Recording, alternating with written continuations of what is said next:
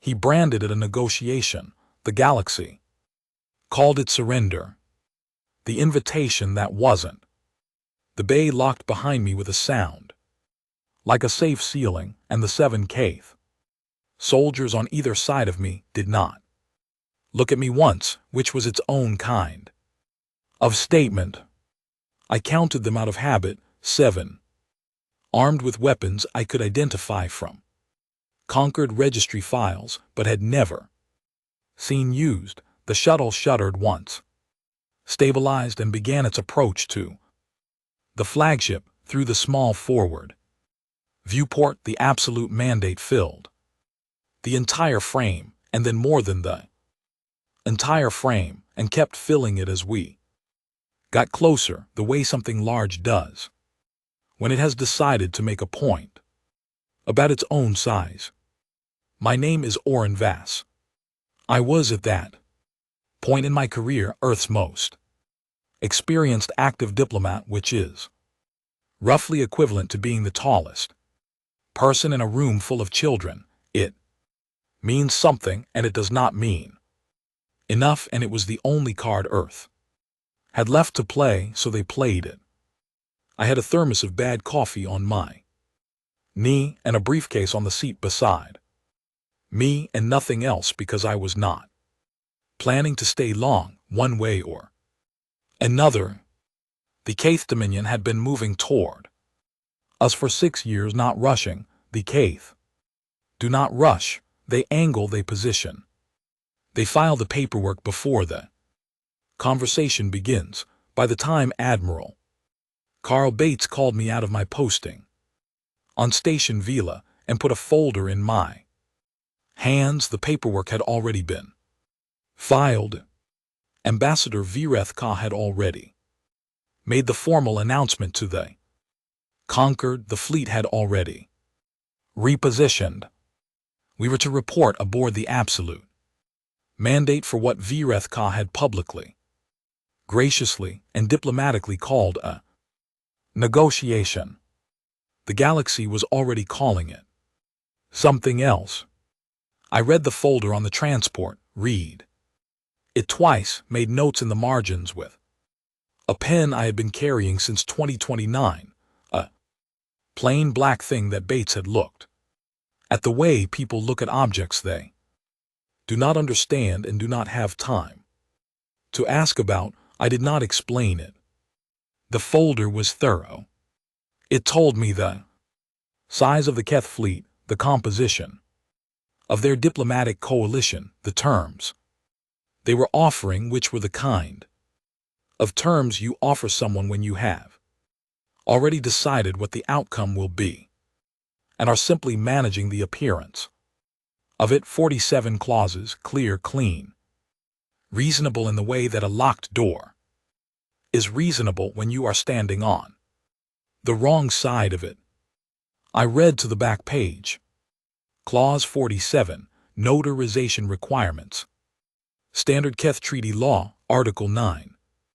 Subsection 4C, Co-signature by 2 neutral conquered members defined under the Conquered Membership Standards Act. Current edition. I read that last part again. Current edition. I put my pen down, picked it back up, turned to a blank page at the back, the folder, and wrote 3 words. Circled them, closed the folder. I did not sleep on the transport. The absolute mandate was large in the way that things are large when their size is meant to carry a message beyond simple dimension. It filled the viewport the way a statement fills a room, not because there is no space left, but because it takes up all the attention available. The escort ships around it were barely visible, small things standing near a large thing to remind you of the difference. My shuttle docked in a bay that could have held 4 of Earth's orbital stations with room left over. The walls were Keth pale stone, the same gray material I had seen in the registry photographs, a surface that absorbed sound the way deep water absorbs light. Everything echoed slightly less than it should, as if the room was eating noise. Before it could finish, the Keth receiving officer met me at the threshold. He was tall in the way that Keth officials are trained to be tall. Not simply their natural height, but a posture that adds another 6 in of intent to whatever nature gave them. He bowed in the formal Concord style, translated the bow wrong by one deliberate degree, which was either a calculated insult or an accident, and I decided on the spot that it did not matter which. I bowed back correctly, he noticed. He led me through 3 corridors and a chamber built for the specific purpose of establishing who owns a moment. The floor had Keth architectural markings I recognized from Concord registry files. Every marking said the same thing in a different style: this belongs to us. The ceiling was high. The approach to the table at the far end was a long open walk with every eye in the room on the walker. I walked it at a pace that suggested I had somewhere better to be. Ambassador Vrethkar was already seated. I will tell you something about the effect a certain kind of authority has on a room. It is not volume, it is not physical size, it is that everyone in the vicinity becomes slightly more aware of their own breathing. When I entered that chamber, every Keth official and staff member had the quality of people who had just remembered to stand up straight, not because they had been told to, because he was there. He had the kind of gravity that makes lesser people rehearse their sentences. On the way in, I had stopped rehearsing sentences in 2031 across a table from a man in a basement in a city I will not name, and the thing I learned in that basement was that rehearsed sentences always sound like rehearsed sentences, and the person across the table always knows it. I walked in and sat down and looked at Vrethkar the way I look at a set of terms with the way I pleasantries in the Concord standard tongue. His translator rendered them into my earpiece in flat, even English. He welcomed me. He expressed formally and warmly his appreciation for humanity's willingness to attend these proceedings. Not negotiations. I noted that a junior official slid a document across the table, heavy pale stone paper. The front page carried the Concord seal and the words "Instrument of Formal Resolution" in 12 languages. Below that, in smaller text, "For review prior to execution." I took it, turned past the cover page, past the preamble, past clauses 1 through 46. I went directly to the back. Clause 47, Notarization Requirements. Standard Keth Treaty Law, Article 9. Subsection 4C, Co-signature by 2 neutral Concord members defined under the Concord Membership Standards Act. No addition specified. Here was the thing. Here was the entire thing. The Concord Membership Standards Act had been amended 14 months ago, a procedural revision mostly. It updated the definition of neutral in the context of co-signature eligibility and added a conflict of interest clause that had been lobbied for by 3 mid-tier species who had been burned by biased notarization in a previous territorial dispute. The amendment passed quietly. Nobody paid much attention because nobody involved in those proceedings was dealing with a species annexation of this scale. Nobody except a woman named Hessa Moraine, who had drafted a supplementary note to the amendment in her capacity as Earth's Concord Standards representative, cross-referencing Article 9 treaties and who had died in 2038 and had never once met a Keth in her life. I had found her note in the archive 6 days ago, 3:00 in the morning. Bad coffee, no expectations. Under the amended Act, 4 of the 6 species Vrethkar had pre-cleared as notaries fell squarely inside the new conflict of interest definition due to exclusive trade agreements they had signed with the Keth Dominion in the past 2 years. I looked up at Vrethkar across the table. I looked at the documents. I looked back at Vrethkar. Well, here we are. Ambassador, I said, would it be possible for me to have a word with your legal counsel? The room had a specific kind of quiet. After that, not silence, full of things that everyone present was calculating simultaneously. Vrethkar's expression did not change. His expression almost never changed. I would learn, but something behind his eyes shifted in the way that something behind the surface of still water shifts when something large has moved below it. Of course, he said. I set the document down, put my pen on top of it. My thermos was empty, but I held it anyway because the habit of holding it helped me think one way or another. What they didn't know about patience. The legal counsel arrived 40 minutes after I asked for him. His name came through my translator as Advocate Kern. He was shorter than the average Keth official and had the look of someone who had spent so long in treaty archives that natural light had become professional inconvenience. The 40-minute delay told me 2 things. The request had surprised them enough to require internal conversation, and they were composed enough not to let that surprise show in the timing. He sat across from me in a side room off the main chamber, pale stone walls, 1 table, 2 chairs, no windows, the kind of room that exists in every bureaucratic structure on every world I have visited, the room where the real conversation happens before the official one resumes. He had a Keth data scroll in his hands that he had not opened, a prop veteran move. I set my thermos on the table. The Concord Membership Standards Act, I said, was amended 14 months ago. He said nothing. The silence was careful.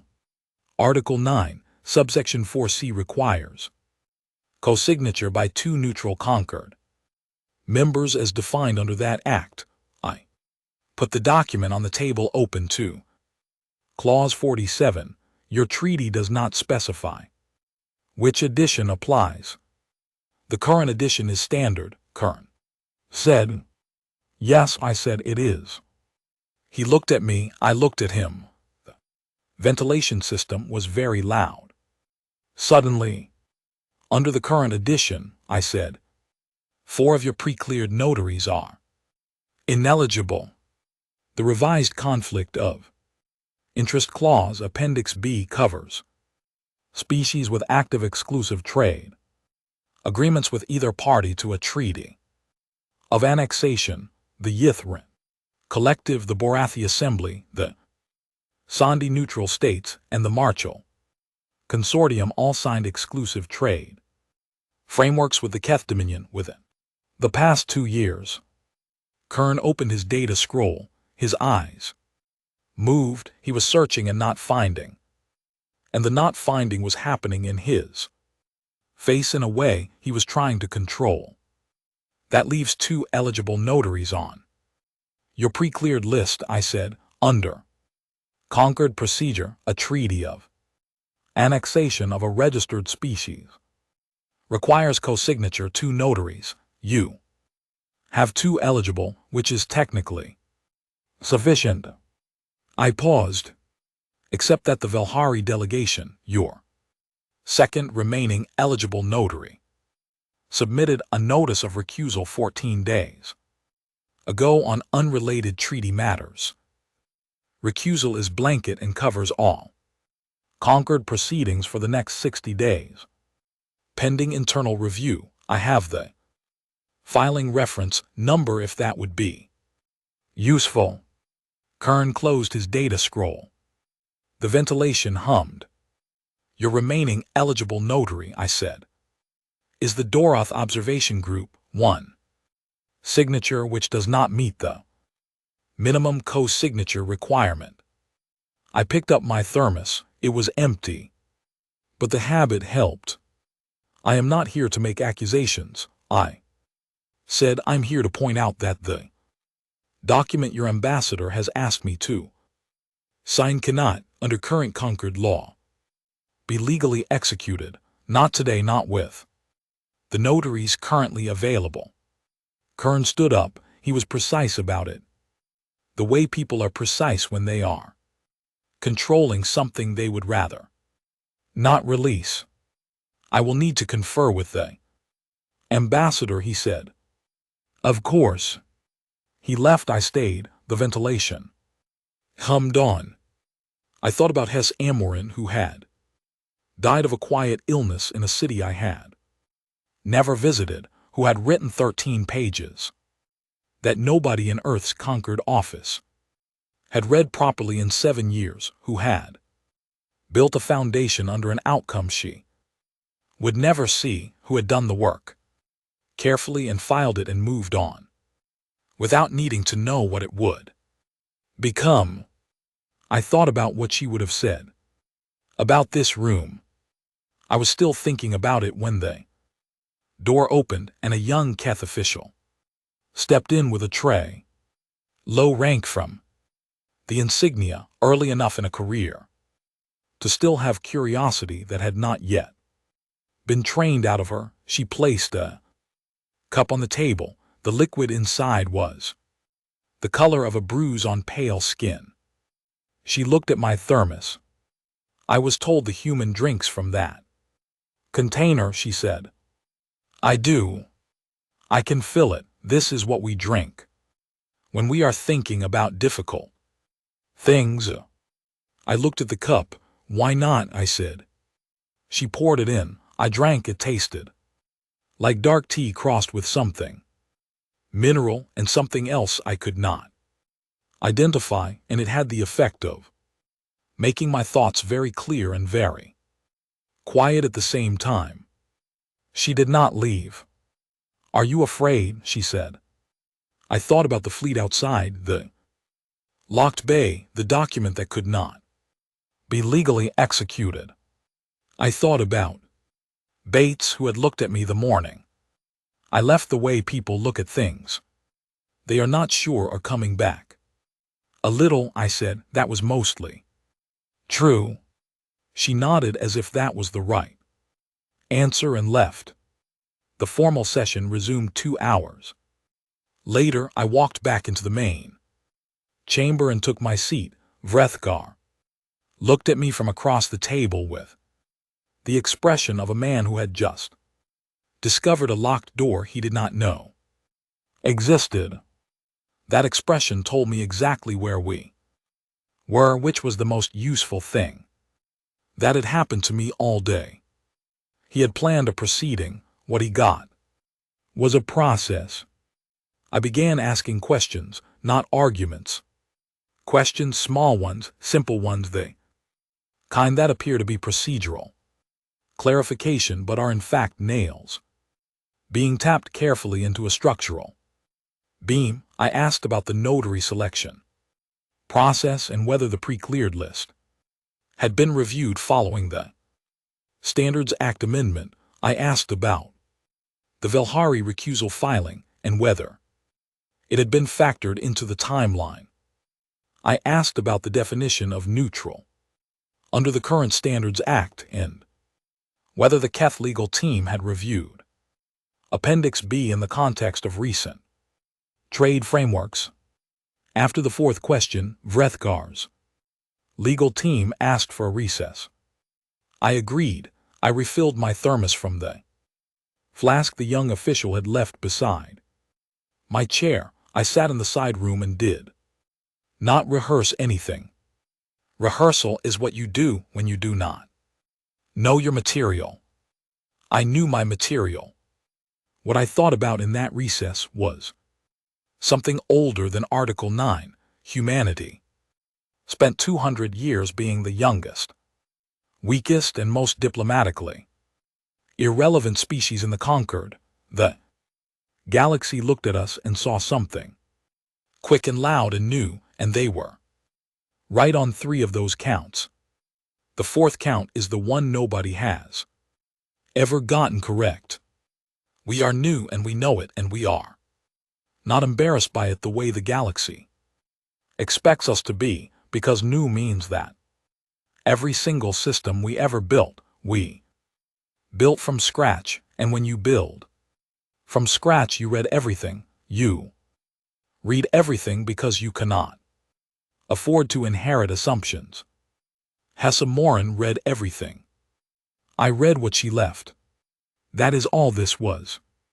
The recess ended. I walked back in and sat down. Vrethkar looked across the table at me. What is it exactly that you believe you are doing? He said. The room went completely still. Negotiating, I said.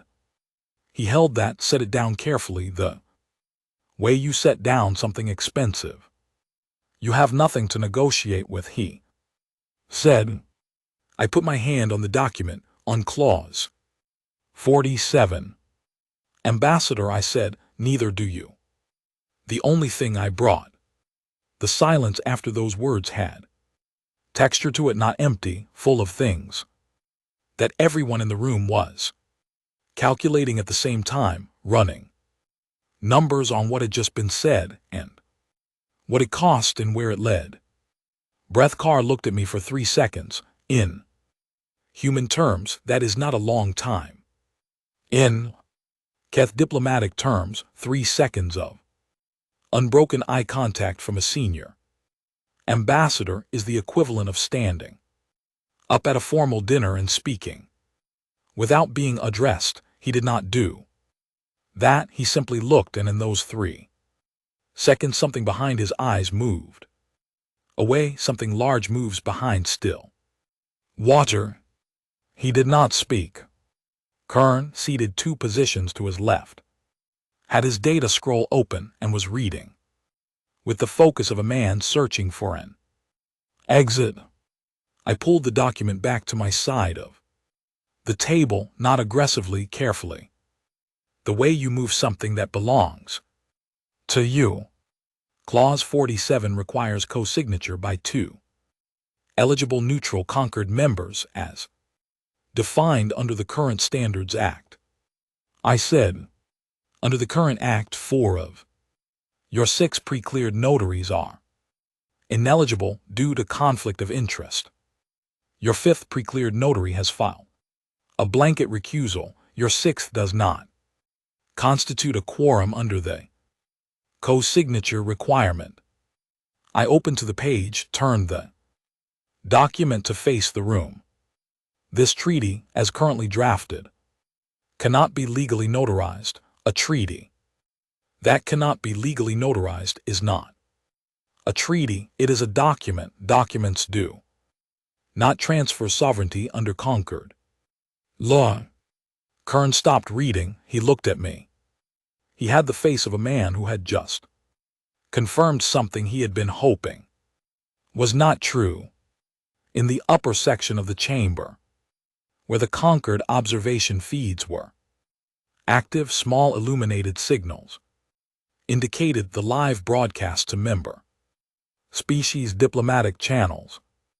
There had been 47 of them when I walked in that morning. There were 43 now. 4 had gone dark. I did not say anything about it. I kept my voice at the same level and pace it had held for the past 4 hours, steady, clear, slightly dull, the voice of a man discussing procurement schedules.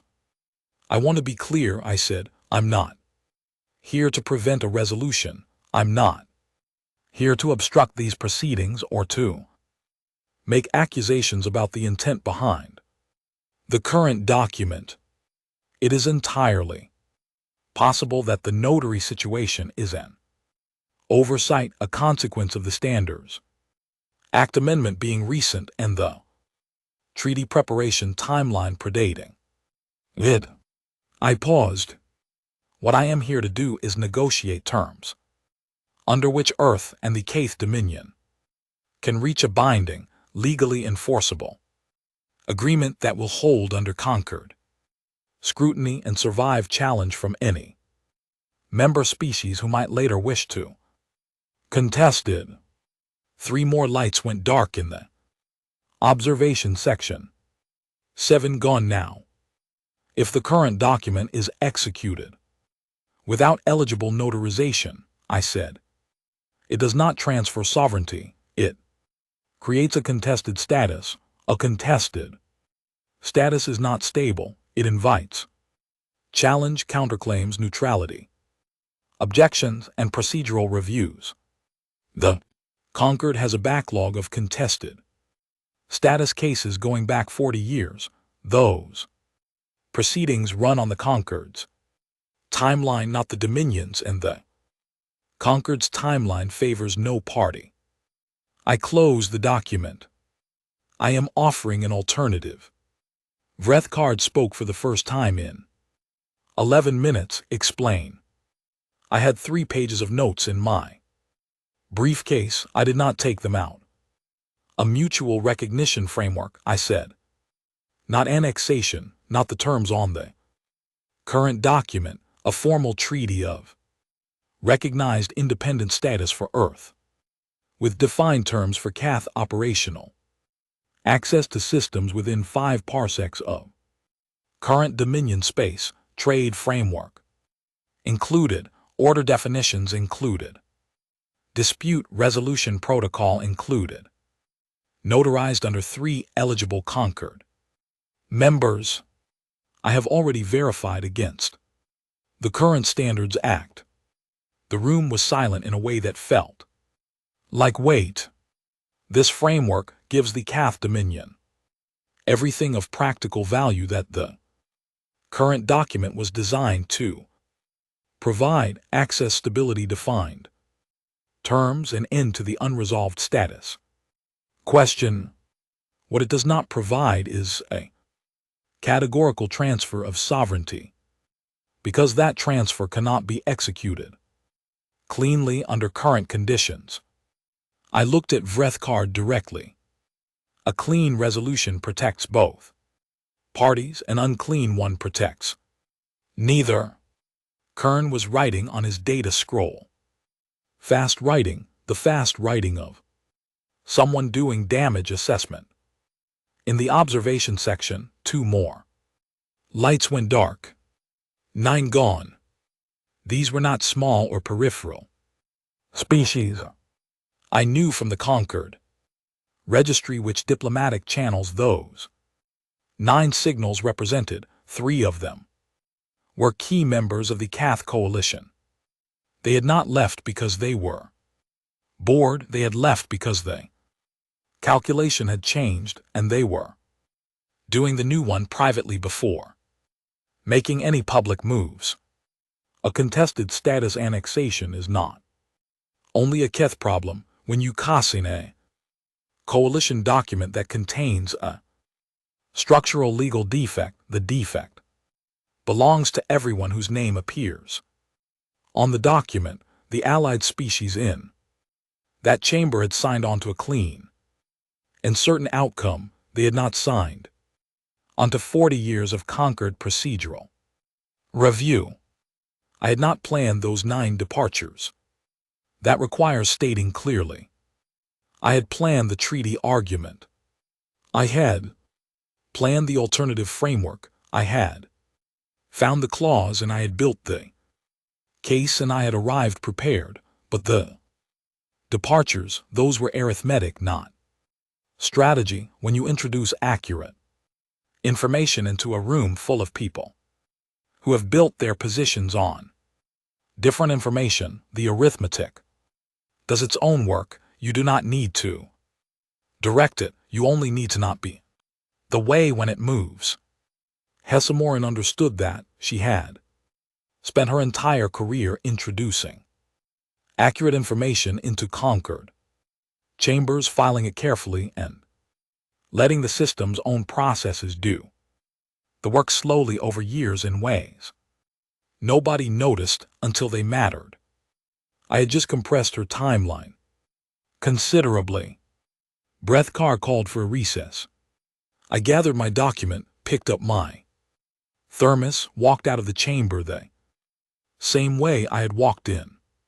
The young official was waiting outside the door. She did not say anything. She simply fell into step beside me, walked me to the side room, and refilled my thermos without being asked. I sat, drank. She stood near the door. 9 observation feeds went dark, she said after a while. Her voice was careful, each word chosen before it was released. I know that has not happened before in a formal session. I know. She looked at me in her particular way, which was the look of someone composing a question they are not sure they should ask out loud. The treaty, she said, was it always broken, or did you break it? I thought about that. It was a genuinely good question. It was always the way it was, I said. I just read it. She left quietly, the door closed. Ventilation hummed. I opened my briefcase and took out the 3 pages of notes for the alternative framework. I read them again slowly, looking for anything I might have missed. The framework was clean. I had checked it against 6 different Concord legal standards over 4 days of work.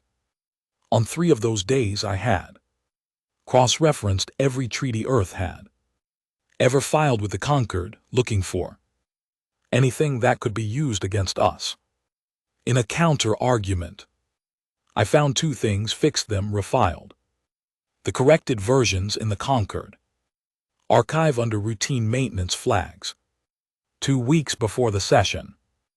Routine maintenance flags are the least read documents in the Concord system. HFY had taught me that in her supplementary note without knowing she was teaching anyone. The door opened. It was Kern.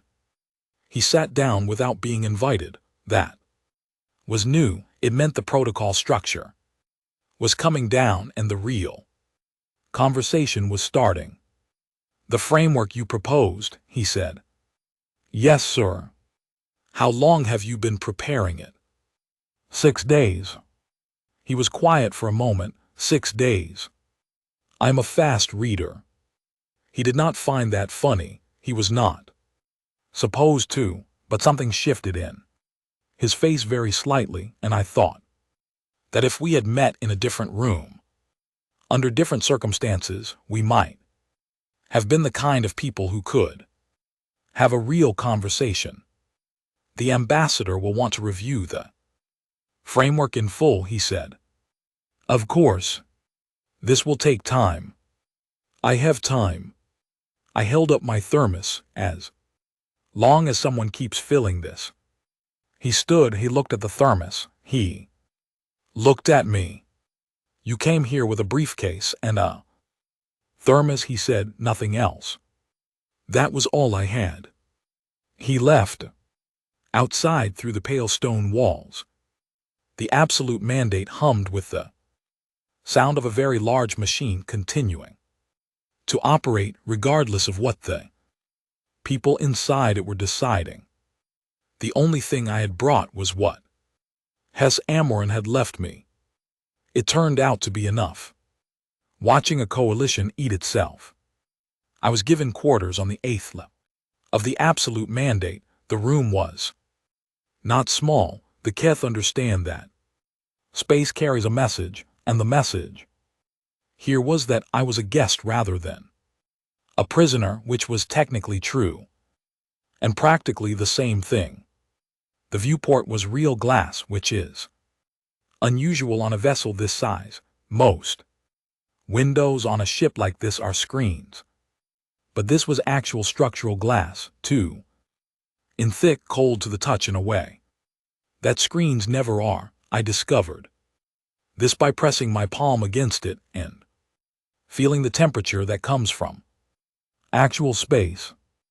I stood at the viewport for a long time.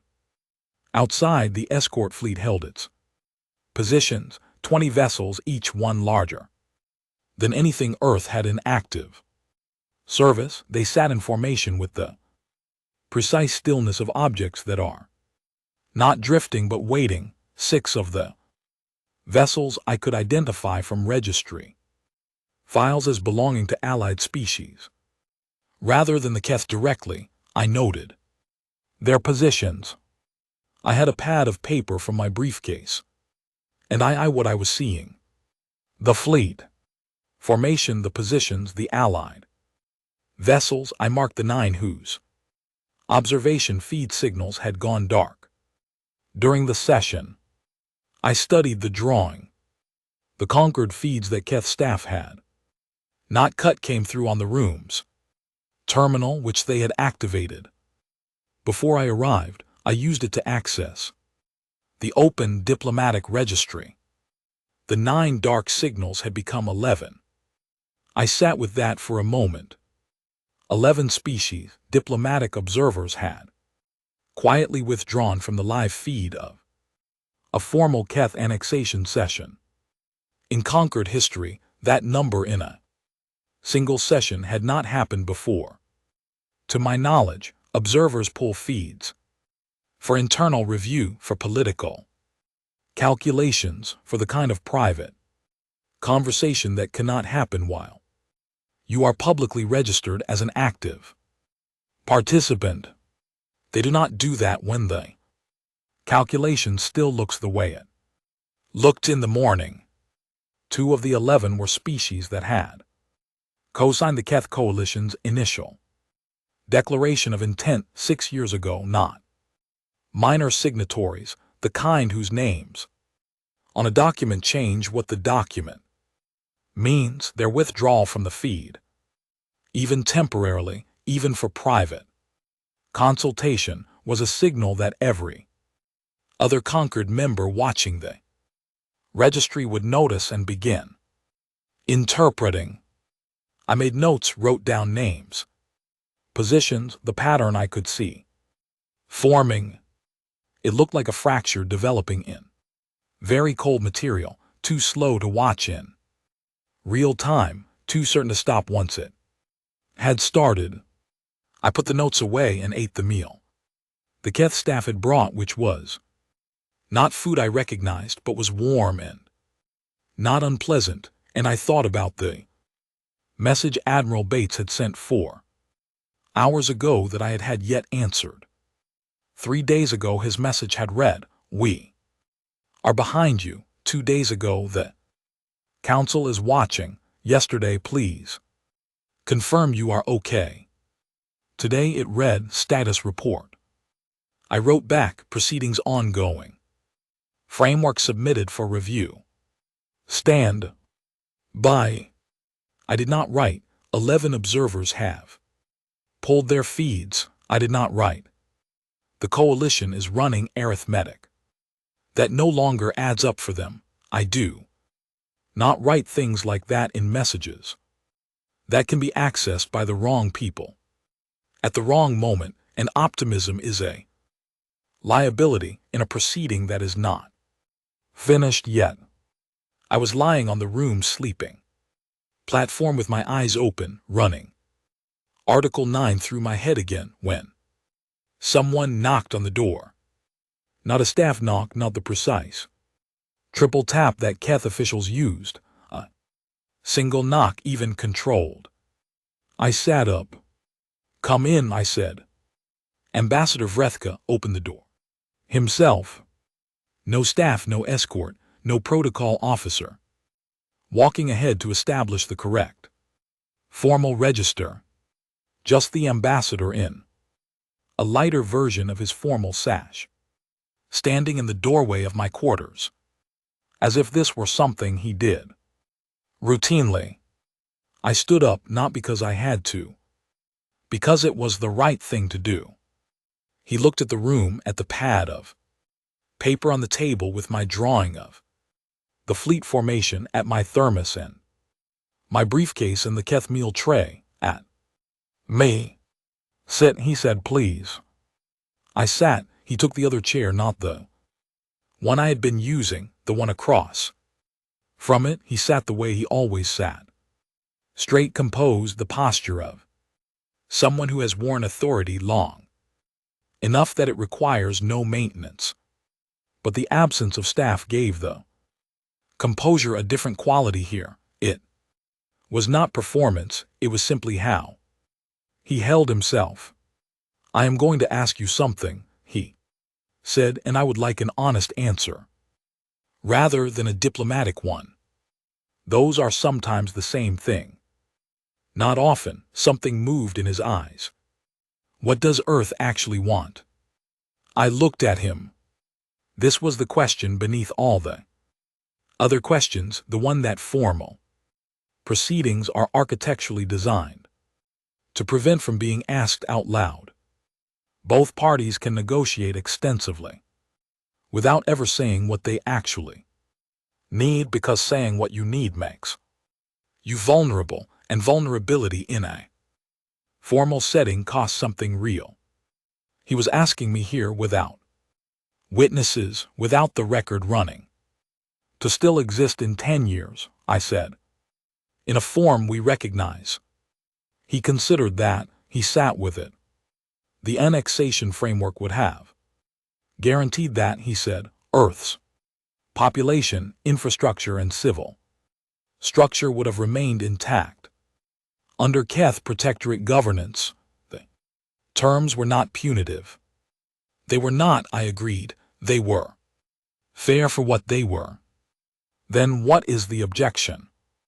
I thought about how to say this, not to persuade him. He was not someone who needed to be sold something. I was trying to tell him the truth, which is a different kind of work. The objection is what comes after, I said, not the terms on paper.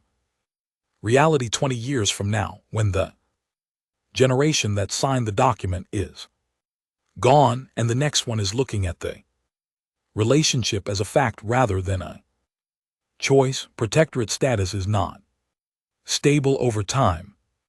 It creates a category of people, protectorate citizens, who are not fully part of the dominion and not fully independent. That category produces a specific kind of resentment, the kind that is very patient and very thorough and eventually very destructive. I paused. We know this. We have done it to each other on our own world more times than I want to count. Rethkar was quiet. He looked at the viewport, at the fleet outside.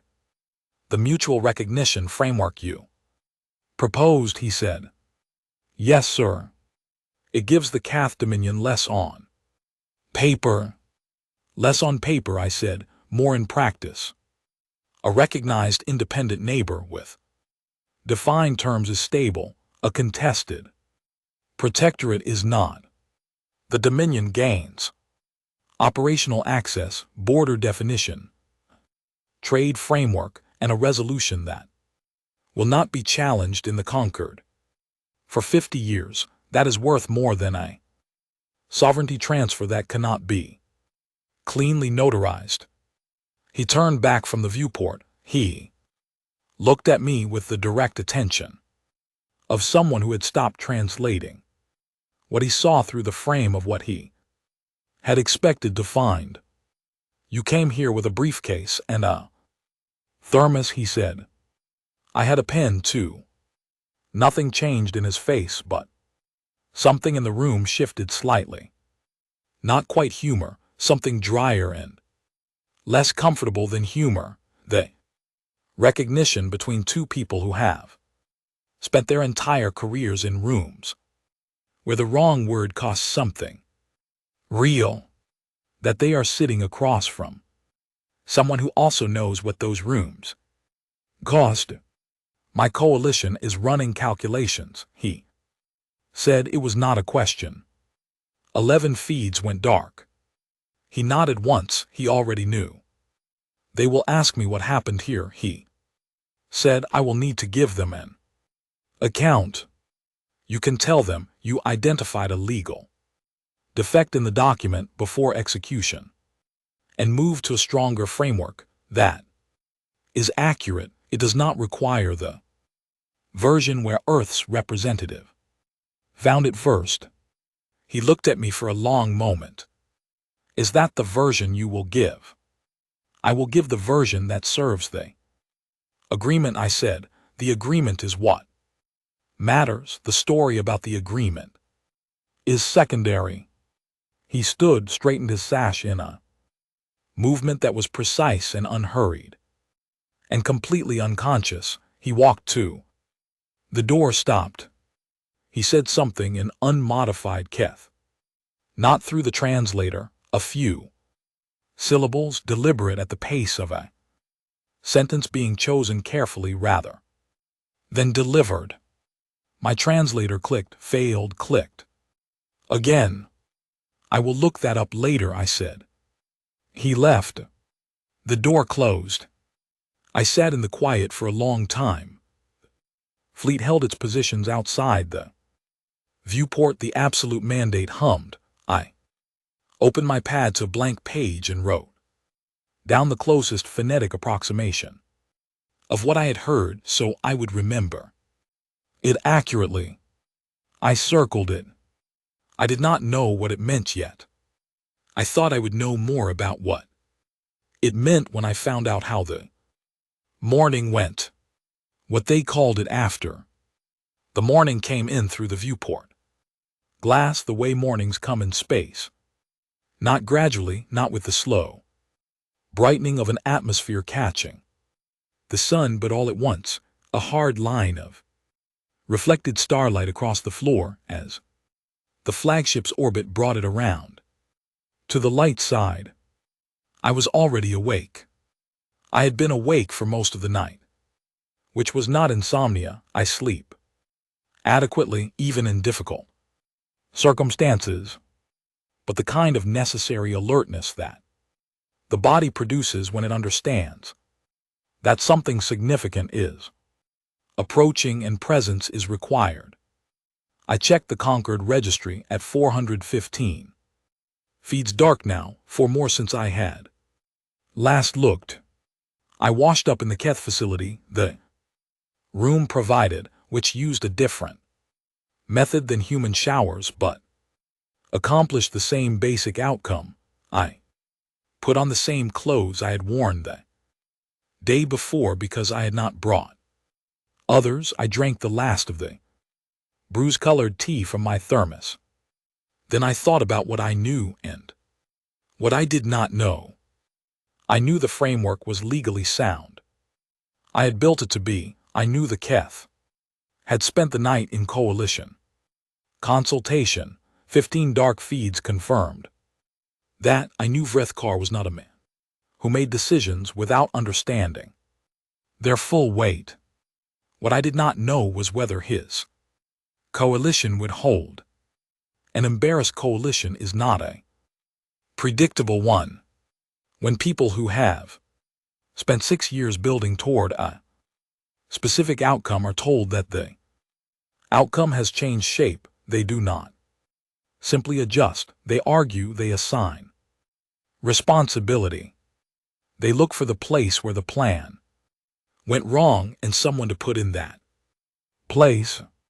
If Vrethkar absorbed that, if he took the internal account of yesterday's session as a personal cost, the agreement might hold, but it would cost him something real. If he deflected it outward, the agreement might not hold, but he would be protected.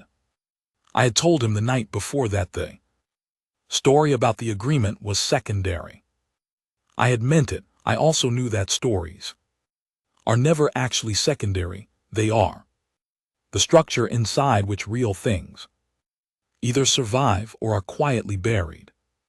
Those thoughts were not mine to manage. I put them away. At 800, a staff officer knocked with the precise triple tap and informed me that the formal session would resume in 1 hour. I said thank you. I picked up my briefcase and my thermos and I walked the corridor to the reception chamber. Alone, the escort that had been assigned to me the previous day was not present. I noted that. I did not know whether the absence was a concession or an oversight or a test. I walked at the same pace. Regardless, the chamber had the same configuration as the day before: the long table, the high ceiling, the lighting from above. But the observation section was different. 15 of the 47 signals that had been active at the start of yesterday's session were still dark. The remaining 32 were lit, but half of them had the slightly dim quality of feeds that were active but not yet fully committed.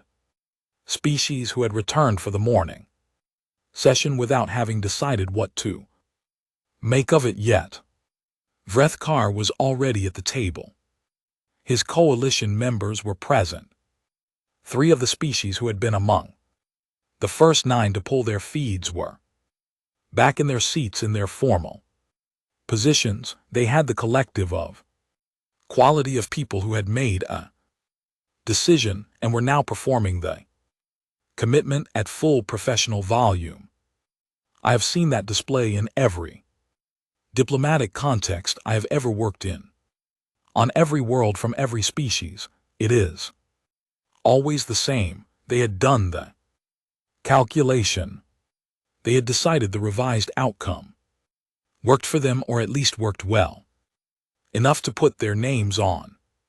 Kern was present with a new data scroll and an expression that had been cleaned of everything that had been on it yesterday, replaced with a smooth, professional surface of someone who has finished the difficult internal work and is ready for the external process. I sat down, put my briefcase on the floor, my thermos on the table. Vrethkar looked at me once, direct no translation. Then he looked at the table. The Keth Dominion has reviewed the alternative framework submitted by Earth's representative, he said, and finds it to be a suitable basis for proceeding. The room was very still. Not the surprised stillness of the day before, a different kind, the stillness of something having been decided.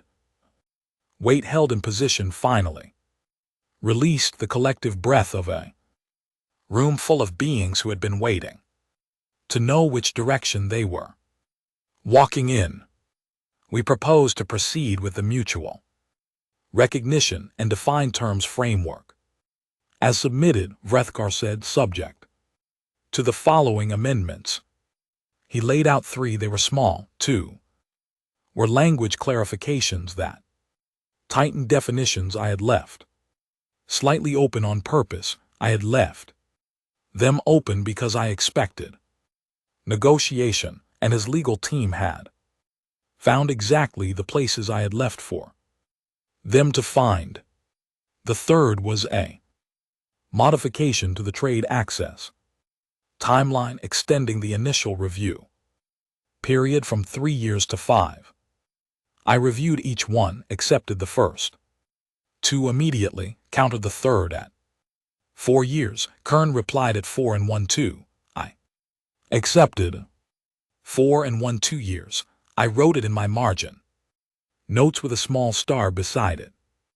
We moved through the document clause by clause. 5 points of substantive discussion, 14 points of language clarification, 2 moments where Kern and I went back and forth long enough that Vrethkar called a 5-minute break.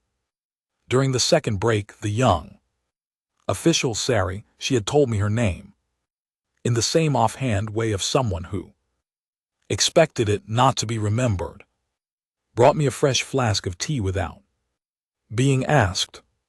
I sat with it in the Corridor outside the chamber, and she sat nearby without quite sitting next to me. It is going to be signed, she said.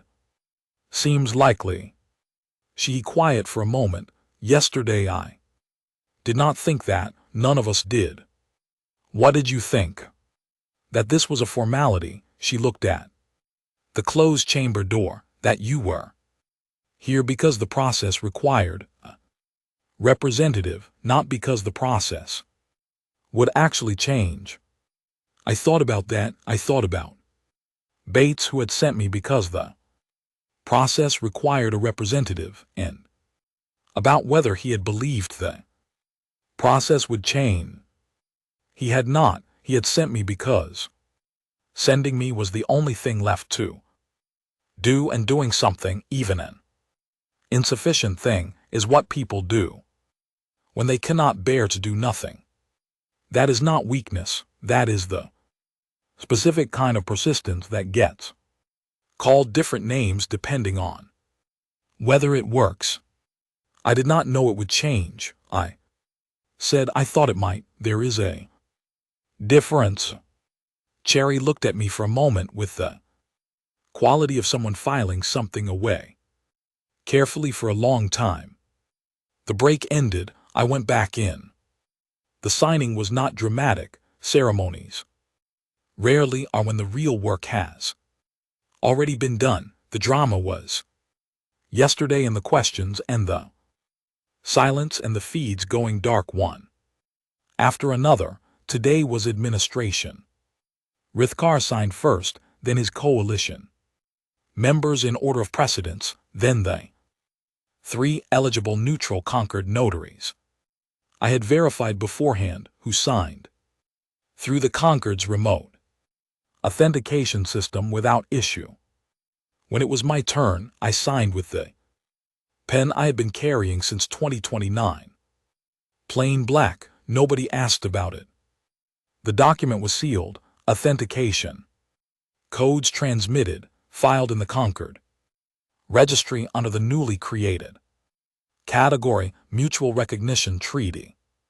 Class 1, which was a category that had not existed until I submitted the framework paperwork 5 days earlier, using a provisional classification form that Hessa Morin had included in her supplementary note as an example of an underused administrative tool. I set my pen down on the table and sat back. The room moved into post-signing formalities. Statements were made in the Concord standard tongue. Feed signals that had gone dark began returning one by one as the outcome became official, and the species who had been watching from careful distance logged back in to be recorded as having witnessed the resolution. 38 of 47 by the time the session formally concluded. 9 stayed dark. Some calculations do not resolve in a single morning. That is fine. Those 9 species had the Concord registry record. Now they would draw their own conclusions in their own time.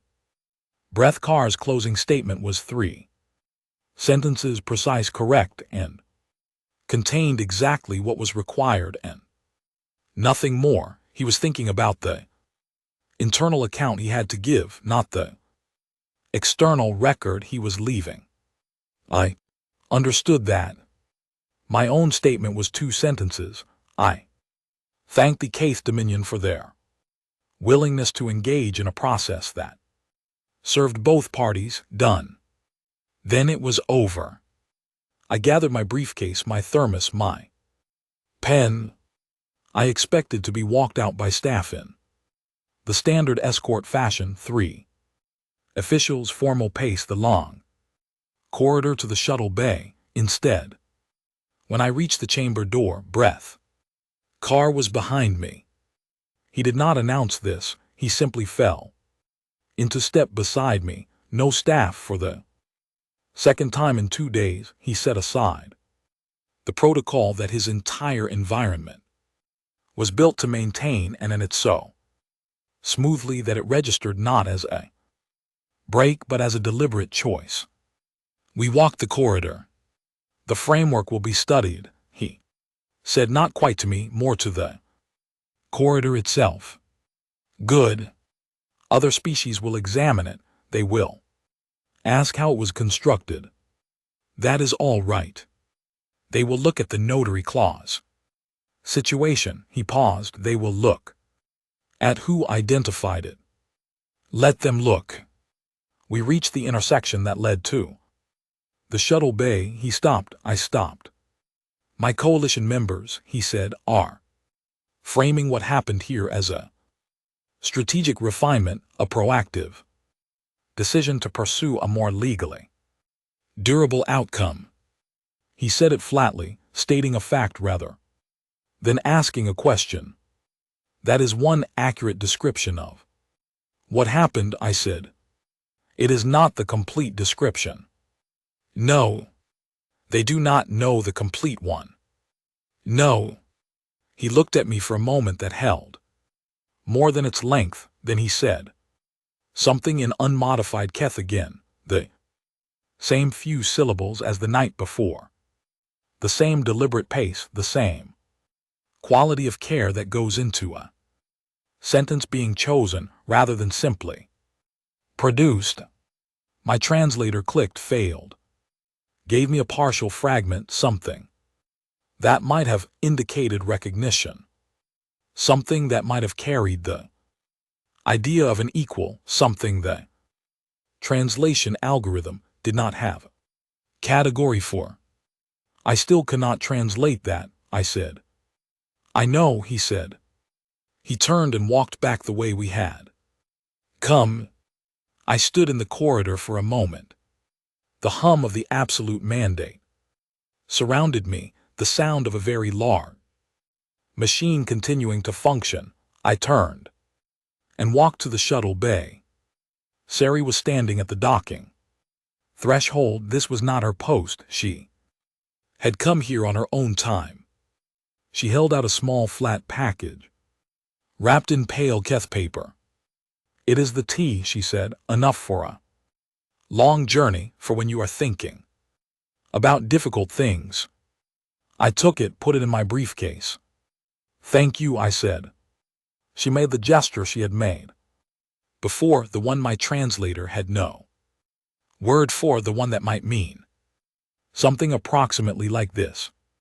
Specific and stubborn kind of continuing, or something more complicated than that, something that would have required a kind of translation my device was not built for.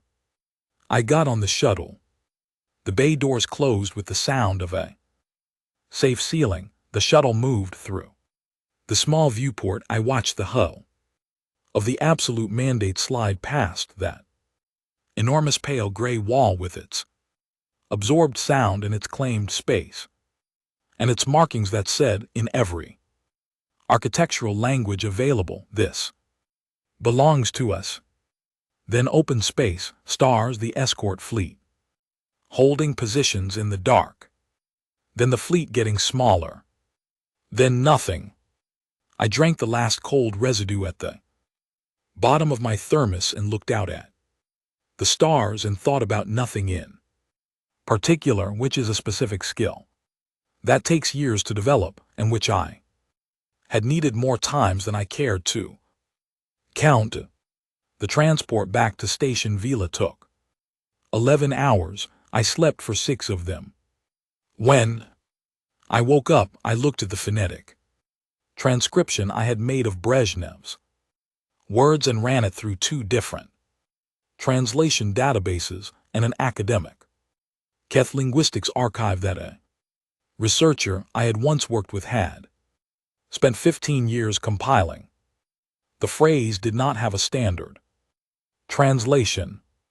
The closest the linguistics archive could offer was a compound construction, with no direct equivalent in any human language. It combined the Keth word for an opponent whose methods cannot be dismissed with a secondary meaning that described the quality of something that continues past the point where it should have stopped, the way a root continues. Through stone, not because it is strong, in any dramatic sense, but because it does not know how to stop. Not brave, not a hero, just continuing. I wrote it down, closed the pad, looked out the viewport at the stars going past. Admiral Bates met me at Station Villas. Docking ring, he had 4 other officers with him, and a look on his face I had seen before, the face of someone who has been waiting for very bad news and has just found out it is a different kind of news entirely, and does not yet have a framework for what that means. The council wants a briefing, he said. Of course. There is also, he paused, there is some discussion of a formal ceremony. Recognition. I picked up my briefcase. Is the commissary open? He blinked. It is 900, so yes, I believe. I would like a sandwich, I said, then I will do the briefing. The ceremony can wait. He walked beside me in the particular silence of someone who has spent the last 3 days preparing for several different outcomes and is still computing which one has arrived. How was it? He said finally. I thought about the pale stone walls, eating sound, the bruise-colored tea, Sari's untranslatable gesture at the docking threshold, the young Keth official asking me if I was afraid in a side room with no windows, Kern's face. When the calculation changed, 15 dark feed signals in the Concord registry at 4 in the morning, Vrethkar walking beside me in the corridor without staff, setting down protocol like a jacket he no longer needed.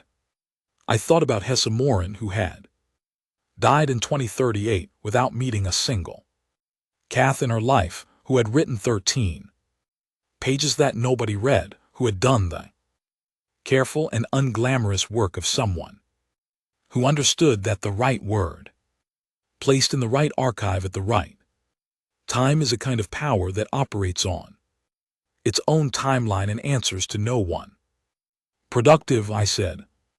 The sandwich was not good, the coffee was considerably worse. I ate every bite of both and wrote my official report at the commissary table, 2 paragraphs, clean and precise, and accurate in the way that all official reports are accurate, which is to say they contain the truth without containing all of it.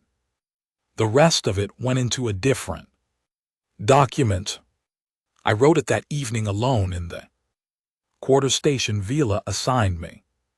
I wrote it in full, the notary clause, the quiet recess room, Sari's tea, the 15 dark feed signals, Vrethkar at my door, without staff, the untranslated phrase, and what the linguistics archive had offered for it.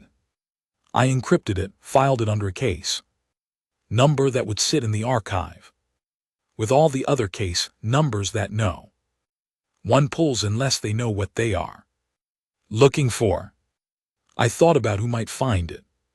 Someday, some diplomat, maybe 2 generations from now, in a room in the middle of the night, running out of options, reading everything because they cannot afford to inherit assumptions. I hoped they would find it useful. I hoped they would find Hesse Morin versed. He called it a negotiation. The galaxy called it surrender. They were both wrong. I know what it was. I am keeping that part.